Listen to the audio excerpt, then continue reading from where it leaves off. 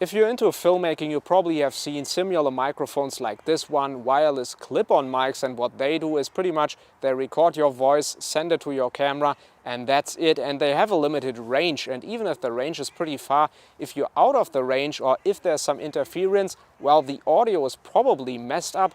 And this is actually where this new device comes in, because this can record internally, which means it doesn't only send the audio signals straight to your camera, but it also has a backup recorded internally.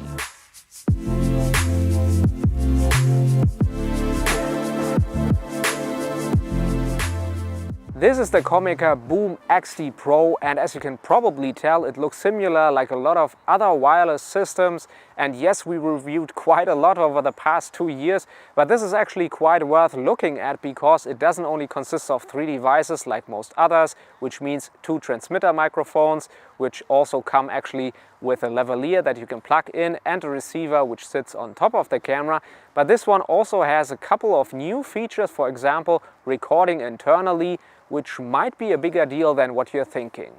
The transmitter microphones each have an internal storage of around 8 GB, which according to the manufacturer lasts for up to 24 hours of recordings, which is quite a lot, and you can transfer all the files via USB-C. And if you're asking yourself, why do I even need this? I don't want to sync it in post or so. Well, in general, I agree, it's much easier to simply send it wireless to your camera, but this one has around a reach of 50 meters, and if you're out of the range, well, of course there's going to be some issues, cutouts, or maybe the voice, the audio is going to be lost. And of course, if you shoot indoors with lots of interference, or maybe you shoot in an office with lots of objects and walls, there can always be issues. So having this as a backup option is pretty good, and that's also how I would treat it. I wouldn't necessarily use it instead of a recorder, but I would always let it run, especially if you only have one person speaking or 2. It's very easy. You simply only have to press this orange button on the side which says rec, and then on the screen you will see flashing, and if you press 2 seconds it will start, and if you press around 2 seconds again it will stop. So there's no way you can actually accidentally start or stop recording. The good thing about the internally recorded audio files is that they're not some sort of low bitrate MP3 files, but they're actually WAV files with 48 kHz and 16-bit, so you can definitely work with those in the edit. Range tests are obviously important when it comes to a wireless system like the BoomX-D Pro. Range tests are obviously important when it comes to a wireless system like the BoomX-D Pro. Right now you can only see me from the back, but that's kind of the point, because I want to see how well the signal actually works, or if it works at all, if I'm not frontally facing the camera and the receiver is kind of blocked off from the signal of the transmitter.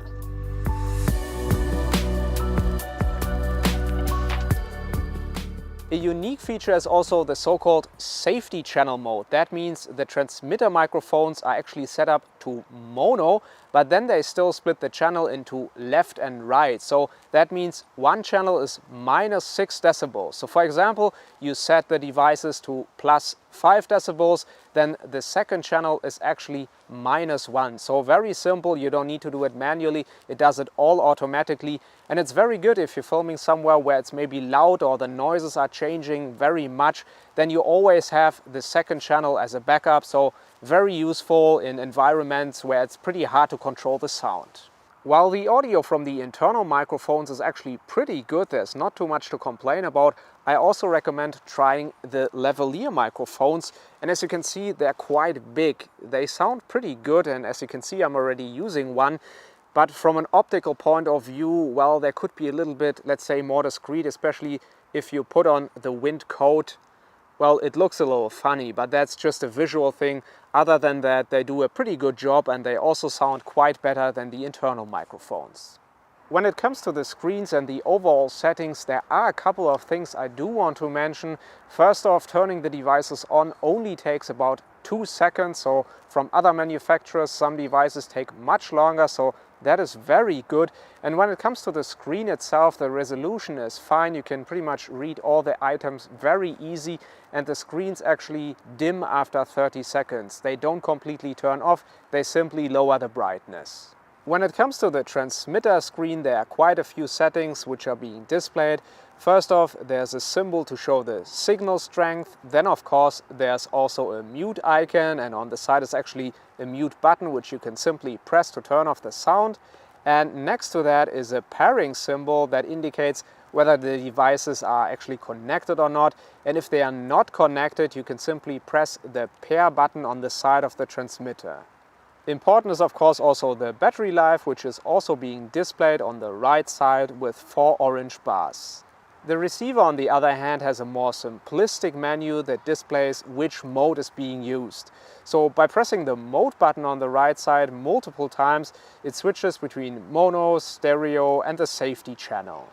The audio levels are displayed on the bottom of the screen in decibels, and you can adjust them simply by pressing A or B multiple times, and then the value will change. So for example, it starts at 0 decibels and goes in single steps up to 12 decibels. If the safety mode is being used, one channel can go to -6 dB, but not in the other modes. In mono mode, both transmitter signals are mixed into one track, which means if you change only one audio level of one microphone, both will change. If you want to manually change each mic's audio levels, make sure to use the stereo mode.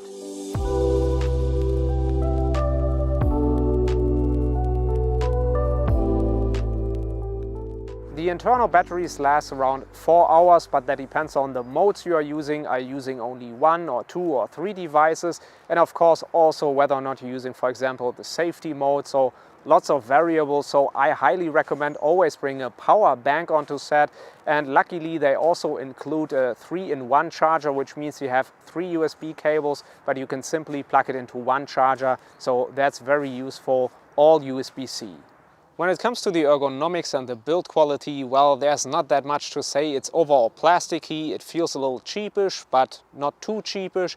And what I actually do like is that the microphone part of the internal microphone is kind of separate. So you can actually see where's the microphone, because a lot of other devices, they have the microphone in the middle and maybe you accidentally touch it. And what's also the advantage is that you can easily push on this dead cat.